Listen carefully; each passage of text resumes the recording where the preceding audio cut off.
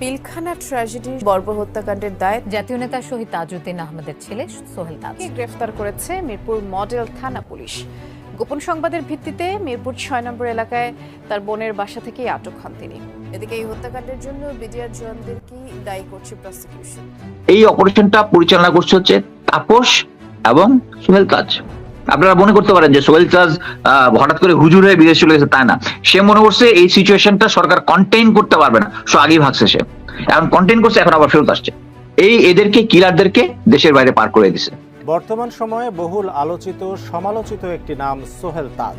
কখনো আওয়ামী লীগকে নিয়ে বিস্ফোরক মন্তব্য করে, আবার কখনো নিজের ব্যক্তিগত নানা ইস্যুতে কথা বলে হন খবরের শিরোনাম।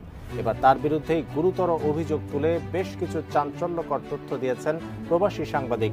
এটাই হচ্ছে যোগ্য নেতৃত্বের আন্ডারে রাজনীতি করা বা বিশ্ব রাজনীতিতে নিজেদেরকে নিযুক্ত করা। Level of power, level of attitude, level of activities সম্পূর্ণ চেঞ্জ হয়ে গেছে। খুবই মন ভালো করার খবর, জয় এটা প্রাপ্য ছিলাম আমি। 7 মাসের মাথায় বিশাল অর্জন আজকে। দর্শক খুবই কি বলা হয় যে সুখের খবর হচ্ছে সাংবাদিক ইলিয়াস হোসেনকে আবারও সেলুট দিয়ে আজকের ভিডিওটি শুরু করছি। সাংবাদিক ইলিয়াস হোসেন আবারও বের করে দিলেন গর্ত থেকে রাঘব বোয়াল গুলাকে গর্ত থেকে বের করে দিলেন। বিডিআর এর পিলখানায় হত্যার সাথে জড়িত আওয়ামী লীগের নেতাদের নাম, পরিচয় এবং ইতিমধ্যে পুরো বাংলাদেশকে নাড়িয়ে দিয়েছেন ইলিয়াসের ভূমিকম্প। আজকে একটা খবর দেখে একটু বেশ ধাক্কাই খেলাম। আনিসুল সালমান নুরুজ্জামানের পেছনে 2 হাত পরানো, হাত করা। এই কয়েকদিন বেশ আদালত, কারাগার, রিমান্ড আসা যাওয়া করতে করতে খুব আত্মবিশ্বাসী হচ্ছিল এবং সেখানে এক ধরনের তারা দেহভঙ্গি করছিল। বাংলাদেশের রাজনৈতিক মেরুকরণে কিংবা নতুন সমীকরণে ভূমিকা রাখবে বা রাখছে জাতিসংঘ। সেনাপ্রধান যাই বলুক, ডক্টর ইউনূসের জন্য একটা সুখবর। যেই মুহূর্তে হাসিনার অনুভূতিকে উনি শেয়ার করে বলছে তার আকুতি, তার কান্না। রনি, জীবনে কোনোদিন যদি বেশ্যার চরিত্রে অভিনয় করতে যান, তাহলে হাসিনার কাছ থেকে আপনার শিক্ষা নিতে হবে। সেনা শাসন ও ভারতকে চ্যালেঞ্জ ছুড়লেন আসিফ মাহমুদ। অজু করে তারেক রহমান সাহেবের নাম উচ্চারণ করতে বললেন বিএনপির একজন শীর্ষস্থানীয় নেতা জনাব বরকতুল্লাহ বুলু সাহেব। বাংলাদেশের ইতিহাসে এই প্রথম শুনতে হচ্ছে যে কোনো একজন নেতার নাম মুখে উচ্চারণ করতে হলে আপনাকে অজু করে তারপরে আসতে হবে। সোহেল তাজ গ্রেপ্তার, কোথায় থেকে এবং কিভাবে গ্রেপ্তার হলেন এই সোহেল তাজ, তা নিয়ে থাকতেছে আজকের ভিডিওতে বিস্তারিত, এবং সেই সাথে থাকতেছে আজকের বাংলাদেশের আপডেট নিউজ। তো বন্ধুরা, ইতিমধ্যে ভিডিও ফুটেজ দেখে হয়তো বুঝতেই পারছেন আজকের ভিডিওটা কতটা গুরুত্বপূর্ণ একটি ভিডিও। দয়া করে আজকের ভিডিওটি কেউ স্কিপ করবেন না। বাংলাদেশের রাজনীতি নিয়ে আমরা বেশ কয়েকটি পর্যালোচনা করে খুবই গুরুত্বপূর্ণ ভিডিও ফুটেজ এবং তথ্য পাই, যা আজকের ভিডিওতে সেগুলোই এক এক করে ধারাবাহিকলি তুলে ধরবো। যদিও আজকের ভিডিওটা কিছুটা লং হতে পারে, তবে ভিডিওতে জানতে পারবেন এমন কিছু গোপন তথ্য যা জানলে আপনিও অবাক হতে বাধ্য। সেই সাথে আরো জানতে পারবেন বর্তমান বাংলাদেশের রাজনীতির প্রেক্ষাপট আসলে কোন দিকে যাচ্ছে। যাই হোক বন্ধুরা, চলুন ভিডিওতে আজকে আর বেশি কথা বাড়িয়ে আপনাদের মূল্যবান সময়টি আমরা নষ্ট করব না, সরাসরি আজকে আমরা চলে যাব মূল ভিডিওতে। আর সেখানে আজকে আমরা দেখব এই সোহেল তাজ কোথায় থেকে এবং কিভাবে তিনি গ্রেপ্তার হলেন। সেই ভিডিওটি দেখে আসার আগে আমরা ছোট্ট একটি ভিডিও দেখে আসবো। সাবেক স্বরাষ্ট্র প্রতিমন্ত্রী সোহেল তাজ ছিলেন অন্যতম সন্দেহভাজন পরিকল্পনাকারী, যিনি পর্দার আড়ালে থেকে ঠান্ডা মাথায় ভারতীয় গোয়েন্দা সংস্থার সাথে যুক্ত হয়েছিলেন। সেনাবাহিনীর সূত্র জানিয়েছে, সোহেল তাজ পিলখানা হত্যাকাণ্ডের আগে বিদেশে যাওয়ার কথা বললেও সে ঢাকা বিমানবন্দর থেকে সিলেটে গিয়ে সেখান থেকে আবারও হেলিকপ্টারে ঢাকায় ফেরত আসেন। পিলখানার ঘটনায় ভারতের সাথে যোগাযোগ রক্ষায় গুরুত্বপূর্ণ ভূমিকা পালন করেছেন সোহেল তাজ। তদন্ত কমিটি সোহেল তাজের পাসপোর্ট চেক করলেই প্রমাণ হয়ে যাবে তিনি আদৌ ওই সময়টাতে দেশের বাইরে অবস্থান করেছিলেন কিনা। পিলখানা হত্যাকাণ্ডের মতো এত ভয়ঙ্কর একটি সরকারি পরিকল্পনার সময় সোহেল তাজ কোথায় ছিলেন, তার ভূমিকাই বা কি ছিল, তা পরিষ্কার হওয়া প্রয়োজন। বলা হয়ে থাকে সোহেল তাজ ঠিক ঘটনার আগে দেশের বাইরে অবস্থান করছিলেন। যদি সেটাও হয়ে থাকে, তাহলে তিনি হঠাৎ করে কেন দেশের বাইরে চলে গেলেন? হত্যাকাণ্ডের এই পরিকল্পনা তিনি দেশবাসীকে না জানিয়ে কেন আত্মগোপনে ছিলেন, সেটাও খতিয়ে দেখা প্রয়োজন। রাজনৈতিক সম্পৃক্ততাটা স্পষ্ট হয়ে যায় আস্তে আস্তে। এর মধ্যে সব থেকে বেশি ইনভলভ ছিলেন ব্যারিস্টার তাপস, হাজারীবাগ এলাকার এমপি নির্বাচিত হন তিনি। এছাড়া আর যারা ছিলেন, নানক আজম, অ্যাডভোকেট কামরুল, শেখ সেলিম, সোহেল তাজ, ওয়ারেসাত বেলাল, রুহি, দেন মাহবুবা রাগিনী, শেগুপ্তা ইয়াসমিন এমিলি এবং সুবেদার দোরাবালি, অবসরপ্রাপ্ত বিডিআর সদস্য। ভারতীয় পরিকল্পনার বাস্তবায়নের বাংলাদেশ প্রান্তে নেতৃত্ব দিয়েছেন স্বয়ং শেখ হাসিনা নিজে। সকাল থেকে শেখ হাসিনা 3 বাহিনীর প্রধানকে নিয়ে যমুনায় অবস্থান করেছেন। ভারতীয় পরিকল্পনা বাস্তবায়নে শেখ হাসিনা সার্বক্ষণিক ভারতের সাথে যোগাযোগ রক্ষা করেছেন এবং যে কোনো পরিস্থিতিতে শেখ হাসিনাকে বাঁচানোর জন্য ভারতীয় এয়ারফোর্স প্রস্তুত ছিল বলে প্রমাণ পেয়েছিল সেনা কর্মকর্তারা। 6 প্যারাশুট রেজিমেন্ট, এটা হচ্ছে কি, এটার লোকেশন হচ্ছে কি আপনার কলকাতায় কালিকমুন্ড এয়ারপোর্ট, এয়ার স্ট্রিপে। ওরা স্পিয়ার হেডের নিরাপত্তা থাকে। ওইখানে একটা কোম্পানি ছিল, ওই কোম্পানি কমান্ডার ছিলেন মেজর কামালদীপ সিং। তাদের একটা রেজিমেন্ট, প্যারাশুট রেজিমেন্ট, 5টার সময় যখন তারা রেডি হয় একটা কোম্পানি, 8টার মধ্যে তাদের একটা ফুল রেজিমেন্ট রেডি হয়। যে রেজিমেন্ট পরবর্তী আমরা জানতে পারি যে ওই রেজিমেন্টের এইম ছিল ঢাকা এয়ারপোর্ট, তেজগাঁ এয়ারপোর্ট এবং গণভবনে অপারেশন করা এবং নিরাপদভাবে তখনকার স্বৈরাচারী প্রাইম মিনিস্টারকে এক্সিকিউট করার জন্য। সবশেষ পিলখানা হত্যাকাণ্ডের পরিকল্পনা বাস্তবায়ন এবং হত্যাকাণ্ডের ধামাচাপা দেওয়ার দায়িত্বে যারা ছিল তাদের সবাইকে গ্রেফতার করে বিচারের আওতায় আনতে হবে। সেনা প্রধান হিসেবে জেনারেল মঈনকে এর দায় অবশ্যই নিতে হবে, যিনি শেখ হাসিনার পাশে বসে পিলখানায় সেনা হত্যার ঘটনা পর্যবেক্ষণ করেছিলেন। পিলখানা হত্যাকাণ্ডে সরাসরি সম্পৃক্ত লেফটেন্যান্ট জেনারেল সিনা ইবনে জামালি, যিনি পিলখানার বিভিন্ন গেটে অবস্থান নেওয়া র্যাব ও সেনাবাহিনীর সদস্যদেরকে ভেতরে অভিযান চালাতে বাধা দিয়েছিলেন। তৎকালীন ডিজিএফআই এবং এনএসআই প্রধান দুজনেই এই পরিকল্পনার অংশ। বিশেষ করে ডিজিএফআই তৎকালীন মহাপরিচালক মেজর জেনারেল মোল্লা ফজলে আকবর হত্যাকাণ্ডের পর খুনিদের পিলখানা থেকে বের করে দেওয়ার বিষয়টি সেনাবাহিনীর চোখের সামনে ঘটেছে। আমাদের হাতে আসা তথ্য বলছে 2009 সালের 25শে ফেব্রুয়ারি পিলখানার দরবার শুরুর ঘণ্টা 3 আগে সকাল 6টায় হঠাৎ করে বিডিআর এর কেন্দ্রীয় কোতের দায়িত্ব পরিবর্তন করে মেজর রিয়াজকে দেওয়া হয়েছিল, যার বিরুদ্ধে পিলখানা হত্যাকাণ্ডে সম্পৃক্ত থাকার সুনির্দিষ্ট প্রমাণ পেয়েছিল তৎকালীন তদন্তকারী সেনা কর্মকর্তারা। তাকে দ্রুত গ্রেফতার করলে গুরুত্বপূর্ণ তথ্য পাওয়া যাবে। পিলখানা হত্যাকাণ্ডের 2 দিন পর ব্রিগেডিয়ার জেনারেল মইনুল ইসলামকে মেজর জেনারেল পদোন্নতি দিয়ে বিডিআর এর ডিজি বানানো হয়েছিল। ডিজি হয়েই হত্যাকাণ্ডের সব আলামত নষ্টের পুরো দায়িত্ব পালন করেছিল মেজর জেনারেল মইনুল ইসলাম। পিলখানা হত্যাকাণ্ড বাস্তবায়ন তদন্তে বাধা, জিজ্ঞাসাবাদের নামে সৈনিক এবং সেনাবাহিনীর কর্মকর্তাদের নির্যাতনের দায়িত্ব পালন করেছে এমন আরো কয়েকজনের তালিকা আমাদের হাতে এসেছে। এদের মধ্যে র্যাব 2 এর তৎকালীন CO lieutenant colonel Salauddin Bir Protik, brigadier general Moazzem, brigadier Saidur Rahman, brigadier Mukim, colonel Imran Ibne Rouf, lieutenant colonel Sharafat, যারা 57 সেনা কর্মকর্তা হত্যার আসল রহস্য ধামাচাপা দিতে সেনাবাহিনীর 96 জন এবং বিডিআর এর অসংখ্য পরিবারের উপর চরম জুলুম নির্যাতন চালিয়েছেন। 16 বছরে বিডিআর এর এরকম অনেক পরিবার আছে যারা পেট বাঁচাতে রাস্তায় ভিক্ষা করতে নেমেছে। আমাদের অনুসন্ধানে কোনো অপরাধীকে বাঁচাতে চাইনি কিংবা নির্দোষীকে ফাঁসাতেও চাইনি। আমরা আসলেই একটা সুষ্ঠু তদন্ত সাপেক্ষে বিচার চাই, যেই বিচারে শুধুই বিডিআর নয়, সব খুনিদের বিচার হবে। নিরীহ বিডিআরদেরকে দ্রুত মুক্তি দেওয়া হবে এবং যারা নিরপরাধ ছিল তাদেরকে আবারও চাকরি সহ সকল সুযোগ সুবিধা ফেরত দিতে হবে। বিডিআর হত্যাকাণ্ডের সঙ্গে আওয়ামী লীগের তৎকালীন স্বরাষ্ট্র প্রতিমন্ত্রী সোহেল তাজ জড়িত। সম্প্রতি এক ফেসবুক স্ট্যাটাসের মাধ্যমে এমন দাবি করে বিস্ফোরক মন্তব্য করেছেন প্রবাসী সাংবাদিক ইলিয়াস হুসাইন। এক ফেসবুক পোস্ট ঘিরে দেশ জুড়ে শুরু হয়েছে তুমুল আলোচনার ঝড়। এরপর থেকেই সামাজিক যোগাযোগ মাধ্যমে সোহেল তাজ ও সাংবাদিক ইলিয়াসের পাল্টাপাল্টি স্ট্যাটাস আসে সামনে। নিজেদের অবস্থান নিয়ে নতুন নতুন চ্যালেঞ্জ ছুড়ে দিচ্ছেন দুজনই।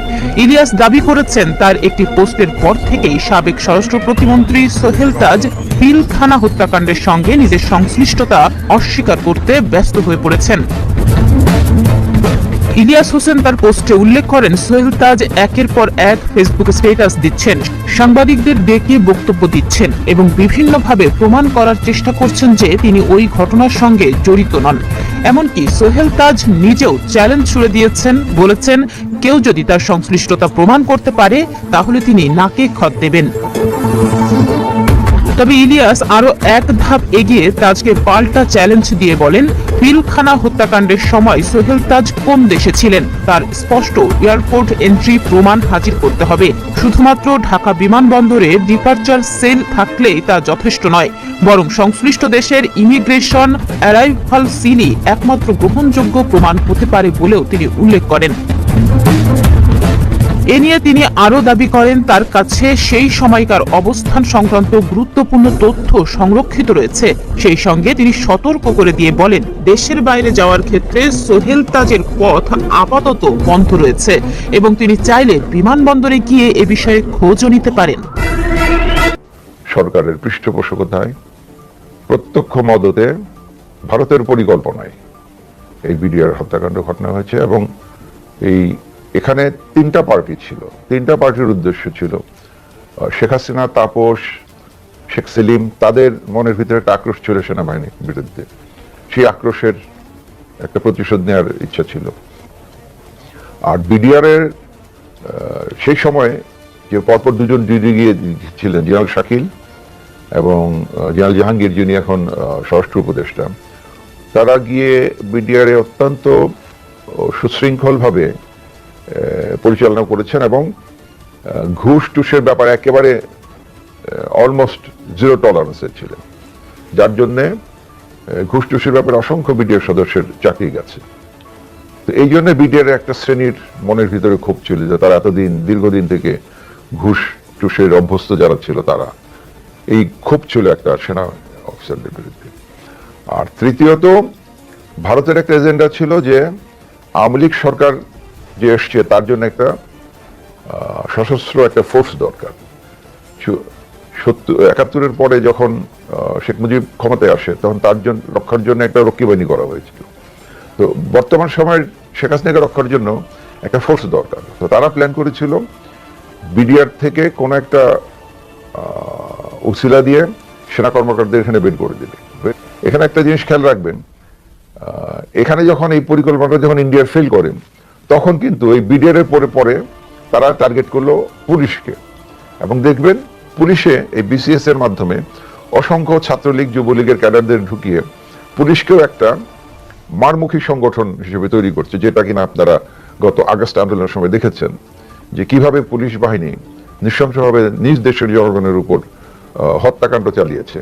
ঠিক সেই পরিকল্পনার একটা অংশ ছিল। বিডিআর ফেল করাতে তারা পুলিশ বাহিনীর উপর ভর করে এবং তারা প্রায় 1,20,000-এর মতো নতুন পুলিশ বাহিনী সদস্যকে তারা। বর্তমান সময়ে বহুল আলোচিত সমালোচিত একটি নাম সোহেল তাজ। কখনো আওয়ামী লীগকে নিয়ে বিস্ফোরক মন্তব্য করে, আবার কখনো নিজের ব্যক্তিগত নানা ইস্যুতে কথা বলে হন খবরের শিরোনাম।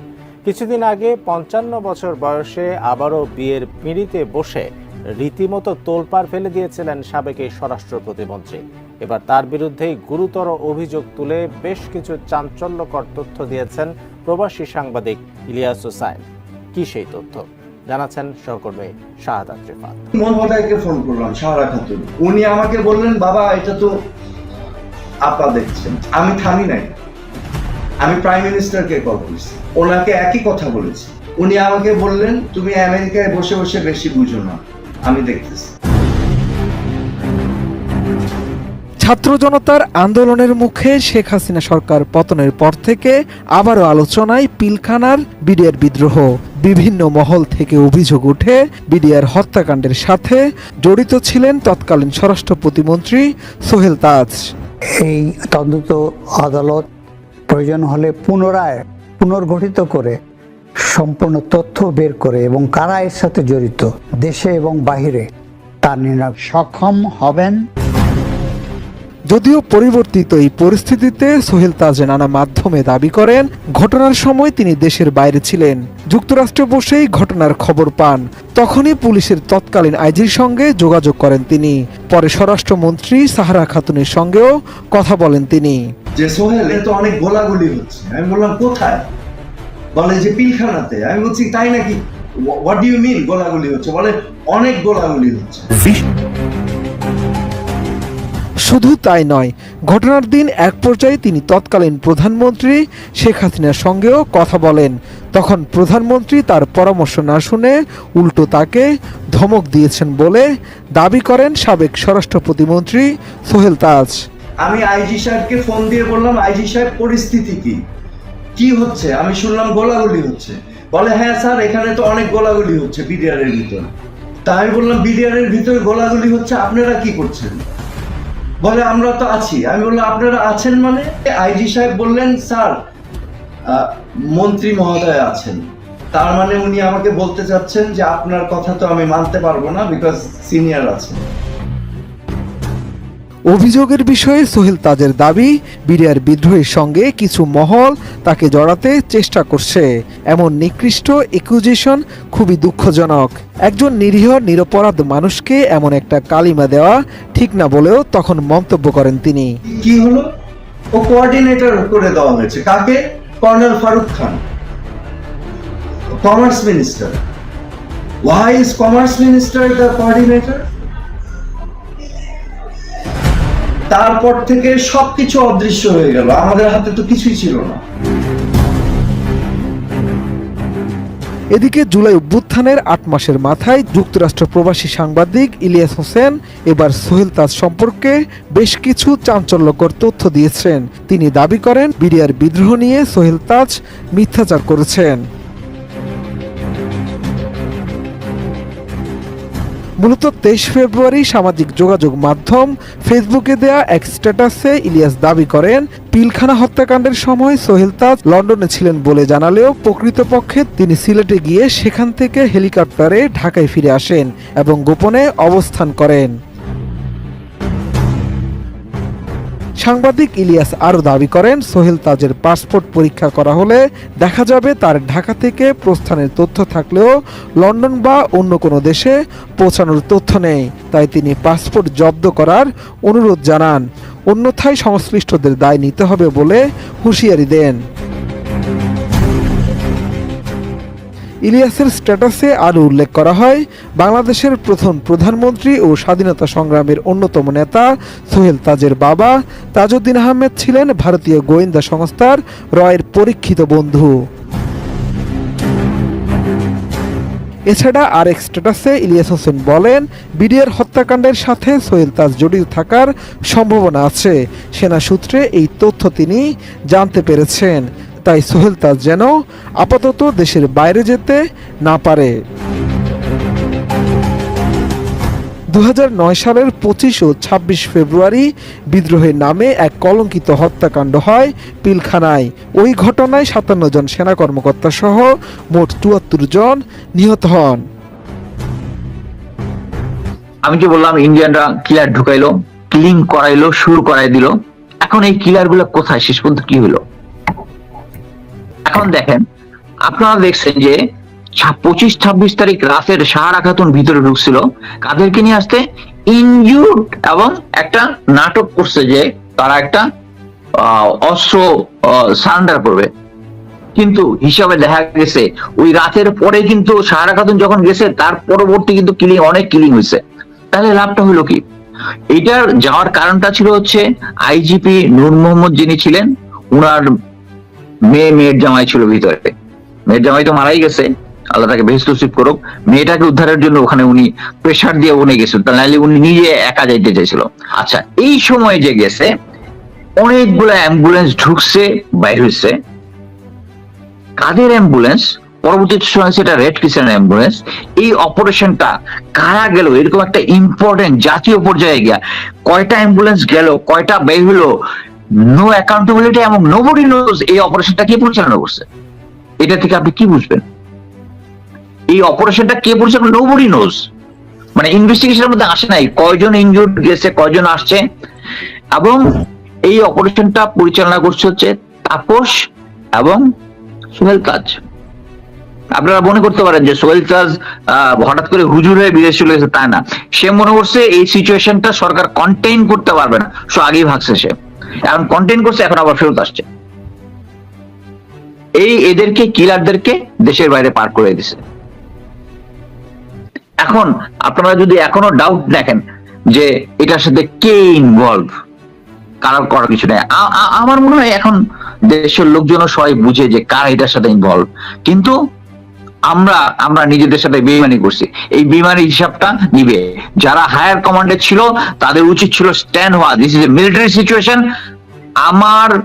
আমার ভাই, আমার ভাবি, আমার ভাতিজারা ওখানে আছে। তারা বিএনপির চেয়ারপারসন বেগম খালেদা জিয়া এবং ভারপ্রাপ্ত চেয়ারপারসন জনাব তারেক রহমান দুজনেই বুঝে গেছেন এবং মনে করেন বাংলাদেশে বিএনপির রাজনীতির ভবিষ্যৎ শেষ। বাংলাদেশে বিএনপির রাজনীতি নেই, বিএনপির কোনো রাজনৈতিক বয়ান নেই। আওয়ামী লীগ পালিয়ে যাওয়ার সাথে সাথে বিএনপির প্রাসঙ্গিকতাও অনেকটা কমে গিয়েছে। এখন যেটা আছে এটা সাময়িক উত্তেজনা। ইন দি লং রান নতুন প্রজন্মের তারুণ্য ভিত্তিক নতুন বাংলাদেশের নতুন রাজনীতিতে, বিশেষ করে সংস্কার পরবর্তী সত্যিই যদি বাংলাদেশটা বাংলাদেশ 2.0 হয়, ডক্টর ইউনূস যেটা বলেছেন রিসেট বাটন, আসলে যদি রিসেট বাটন শেষ পর্যন্ত কার্যকর হয়, সেই নতুন বাংলাদেশে বিএনপির রাজনীতি চলবে না, পরিবারতন্ত্রের রাজনীতি কিংবা বিএনপির যে বয়ান ছিল এটা কোনোভাবেই চলবে না। আওয়ামী লীগের সাথে সাথে তাদেরও এক প্রকার বিদায় ঘণ্টা বেজে গেছে, এটা তারেক রহমান খালেদা জিয়াও জানেন কিংবা মনে করেন। বিএনপির একটা বর্ধিত সভা হয়েছে, সে বর্ধিত সভায় কি ঘটেছে? ব্যাপক উচ্ছ্বাস, আগ্রহ, উদ্দীপনার মধ্য দিয়ে বিএনপির এই বর্ধিত সভা অনুষ্ঠিত হয়েছে। সেখানে তারেক রহমানও বক্তব্য দিয়েছেন, তিনি তো বক্তব্য দিবেনই, খালেদা জিয়াও বক্তব্য দিয়েছেন। দেখেন, খালেদা জিয়া অসুস্থ, তিনি চিকিৎসা নিতে গিয়েছেন, ইটস ভেরি সিম্পল। কিন্তু বর্ধিত সভায় বসে তারেক রহমান যেসব কথাবার্তা বলছেন, তিনি সেখানে বসে কেন বলবেন? তিনি বর্ধিত সভায় সশরীরে কেন উপস্থিত না? তিনি এ সভায় যোগ দিতে কেন দেশে আসেননি? এই প্রশ্নগুলোর উত্তর নেই। এর একটা ব্যাখ্যা হচ্ছে তারা এখনো সন্দিহান যে বিএনপি শেষ পর্যন্ত সফল হতে পারবে কি পারবে না। এবং বর্ধিত সভায় খালেদা জিয়া এবং তারেক রহমান যে বক্তব্য দিয়েছেন, সেই বক্তব্যই প্রমাণ করে যে তারা মনে করেন যে বাংলাদেশের রাজনীতিতে বিএনপির ভবিষ্যৎ নেই। এজন্যে তারা সংস্কারের বিরুদ্ধে অবস্থান নিয়েছেন এবং নামকাও আসতে কোনো রকম একটা নির্বাচন করে ডক্টর ইউনূসকে সরাতে পারলেই হাত ছেড়ে বাসে যে না, পুরনো এস্টাবলিশমেন্ট ধরে রাখা যাবে, বিএনপি আগের সেই দুর্বৃত্তায়নের রাজনীতির মাধ্যমে টিকে থাকতে পারবে। এই জন্যে খালেদা জিয়ার মুখেও সেই নির্বাচনের জিকির, তারেক রহমানের মুখেও সেই নির্বাচনের জিকির, অন্য কোনো কথা নেই।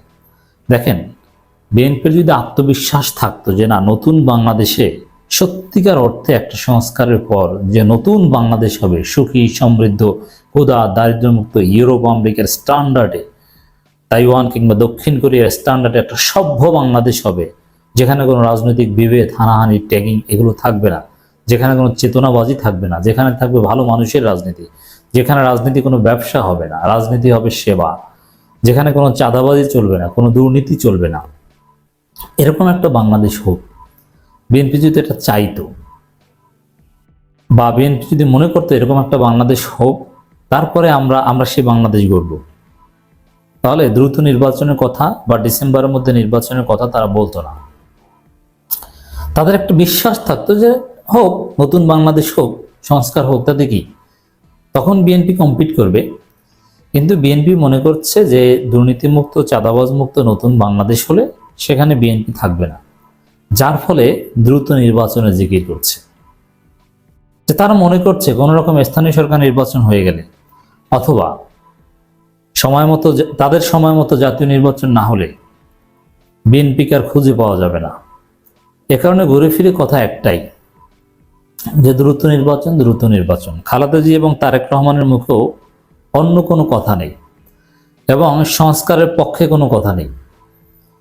তরুণ প্রজন্ম রক্ত দিল, জীবন দিল, দুর্নীতিমুক্ত, চাঁদাবাজ মুক্ত একটা বাংলাদেশ গড়ার একটা সময় আসলো, সেই সুযোগের প্রতি কোনো কমিটমেন্ট বিএনপির আমরা দেখছি না।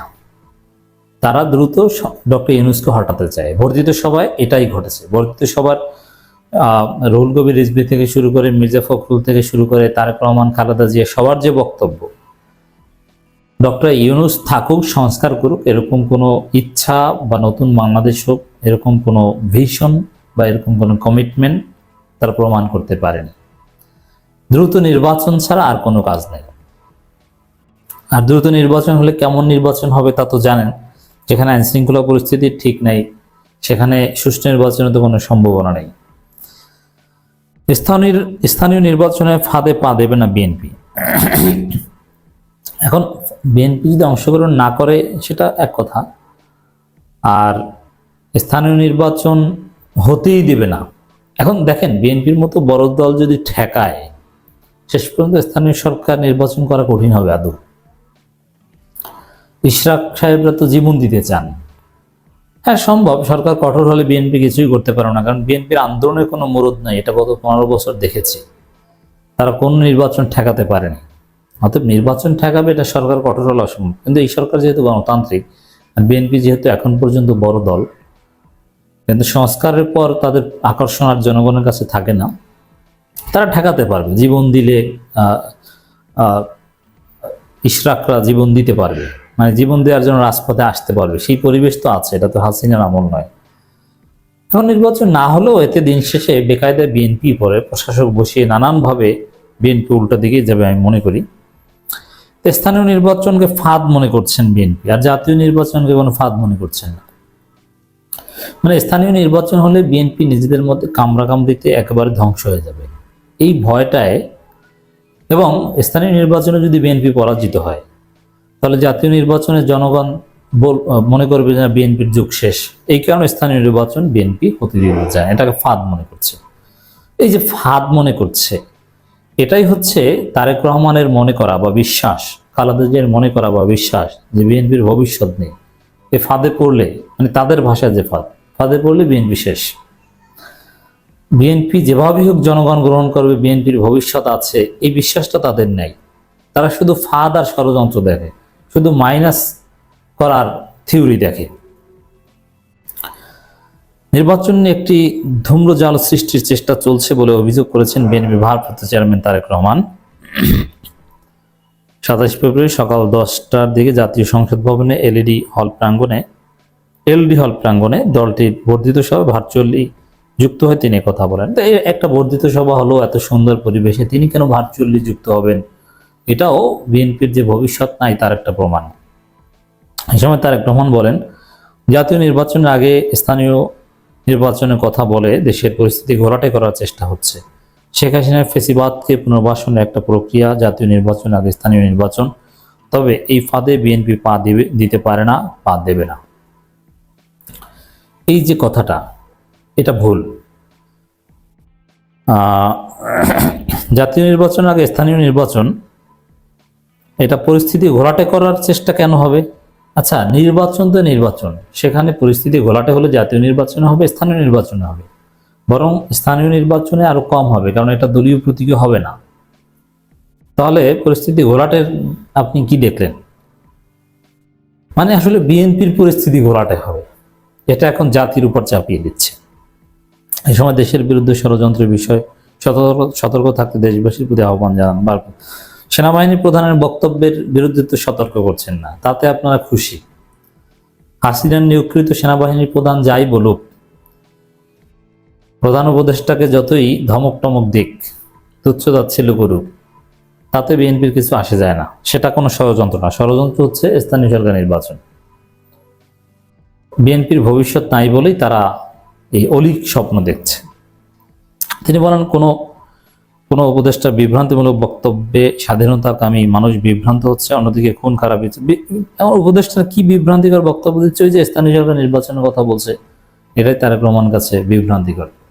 তারেক রহমানের এই বক্তব্য প্রমাণ করে যে তার আত্মবিশ্বাস নাই, এবং ভার্চুয়ালি যুক্ত হওয়াটা প্রমাণ করে যে তার দেশে আসার মুরদ এখন পর্যন্ত হয়ে ওঠেনি, কারণ তিনি তার অসুস্থ না। খালেদা জিয়া বক্তব্য দিয়েছেন। খালেদা জিয়া আমাদের মাথার তাজ, তাকে আমরা শ্রদ্ধা করি এবং করব। কিন্তু এখন খালেদা জিয়া ওই রকম সুস্থ নন যে তিনি নিজের মতো করে বক্তব্য দিবেন বা নিজের মতো করে রাজনীতিতে কন্ট্রিবিউট করবেন। এখন খালেদা জিয়াকে কোনো একটা কিছু লিখে তারেক রহমান ধরিয়ে দিয়েছে, বক্তব্য দিয়েছেন। এই তার বক্তব্য খালেদা জিয়ার বক্তব্য হিসেবে ওইভাবে আমরা মূল্যায়ন করব না, ওটা বিএনপির বক্তব্য, লিখিত বক্তব্য দিচ্ছেন। খালেদা জিয়া রাজনীতিতে খোঁজ খবর নিয়ে তার যে একটা ব্যক্তিত্ব, সেটা বাস্তবায়ন করার মতো কোনো পরিবেশ নেই তার ক্ষেত্রে। গণতান্ত্রিক বাংলাদেশ নির্মাণে একযোগে কাজ করতে হবে। খালেদা জিয়া নির্বাচনের কথা বলেছেন, দ্রুত নির্বাচন দেন। এখনো দোষরা চক্রান্তে লিপ্ত রয়েছে, একথা জানিয়ে বিএনপি চেয়ারপারসন খালেদা জিয়া বলেন, গণতান্ত্রিক বাংলাদেশ নির্মাণে একযোগে কাজ করতে হবে।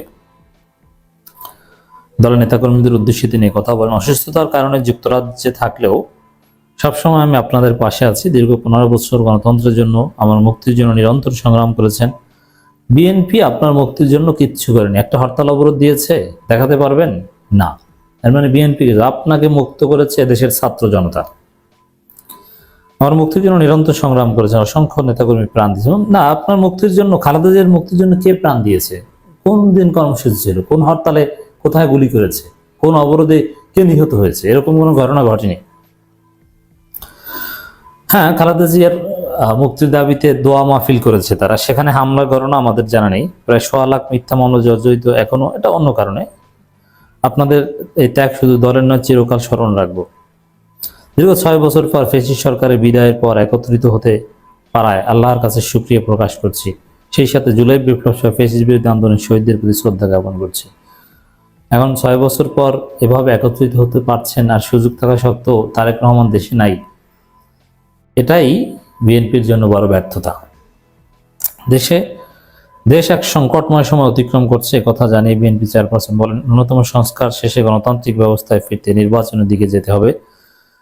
ব্যক্তির চেয়ে দল বড়, দলের চেয়ে দেশ বড়। আচ্ছা, ন্যূনতম সংস্কার শেষে দ্রুত নির্বাচনের কথা ওই খালেদা জিয়ার মাধ্যমেও বলাচ্ছেন। খালেদা জিয়া বলেছেন, কথা বলবো না, বরং খালেদা জিয়া যদি একেবারে সুস্থভাবে রাজনীতি এখন অপারেট করতে পারতেন, তিনি বলতেন যে বাংলাদেশ 2.0 চাই, সংবিধান ছুঁড়ে ফেলো, আওয়ামী লীগ নিষিদ্ধ করো, জুলাই প্রক্লামেশন ডিক্লেয়ার করো, নতুন সংবিধান গণপরিষদের মাধ্যমে গ্রহণ করো, তারপরে নির্বাচন হবে। সব সংস্কার হোক, 11টা সংস্কার কমিশনের সুপারিশমালা যাচাই বাছাই করে তারপরে খালেদা জিয়া বলতো। এটা যেটা বলেছেন ওটা খালেদা জিয়ার বক্তব্য না, ওটা খালেদা জিয়ার মাধ্যমে দেয়ানো হয়েছে। নেতাকর্মীদের উদ্দেশ্যে খালেদা জিয়া আরো বলেন, আমার অবর্তমানে তারেক রহমান দলকে সুসংগঠিত করেছে, তাই এমন কোনো কাজ করবেন না যাতে এতদিনের সংগ্রাম বৃথা যায়। কেন? যা করেছে এতে কি সংগ্রাম বৃথা যায়নি? তারেক রহমান কথা কেউ শুনছে? দেখেন, তারেক রহমান বলছে কেউ চাঁদাবাজি করবেন না, অথচ চাঁদাবাজি এখন এটা বিএনপির ওজিফা হয়ে গিয়েছে। তারা এটাকে পেশা হিসেবে নিয়েছে, সমানে ধুমে চাঁদাবাজি করছে।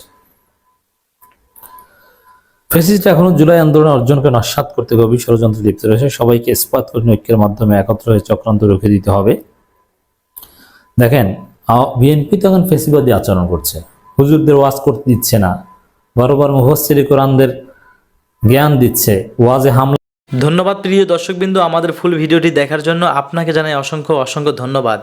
তো বন্ধুরা, ইতিমধ্যে কিন্তু আপনারা ভিডিও ফুটেজে দেখতে পেয়েছেন সোহেল তাজ গ্রেপ্তার, এমন একটি নিউজ সোশ্যাল মিডিয়াতে বিশেষ করে ব্যাপকভাবে ভাইরাল হয়ে ছড়িয়ে পড়ছে। তো বন্ধুরা, আদৌ কি এই সোহেল তাজ গ্রেপ্তার হয়েছেন নাকি এটা সোশ্যাল মিডিয়াতে শুধু ভুয়া সংবাদ এবং কিছু গুজব ছড়াচ্ছে? বিশেষ করে যখন দেখা যায় কারোর নামে কিছু বলা হয়, তখন দেখবেন, ধরেন আওয়ামী লীগের নামে কিছু বলা হলে দেখবেন যে বিএনপি সেটা নিয়ে ভরপুর কথা বলা শুরু করছে, এবং বিএনপির নামে কিছু বললে দেখবেন আওয়ামী লীগ সেটাকে নিয়ে যত ধরনের গুজব পারে সেটা ছড়াতে থাকে, এমন কিছু শোনা যাচ্ছে। যাই হোক বন্ধুরা, সোহেল তাজ মূলত এখন পর্যন্ত কোনোভাবেই গ্রেপ্তার হয়নি, এটা একটা গুজব ছিল। এমন নিত্য নতুন আপডেট খবর সবার আগে পেতে চাইলে এখনই আমাদের এই পিচি সাকিব ইউটিউব চ্যানেলটি সাবস্ক্রাইব করুন। ধন্যবাদ।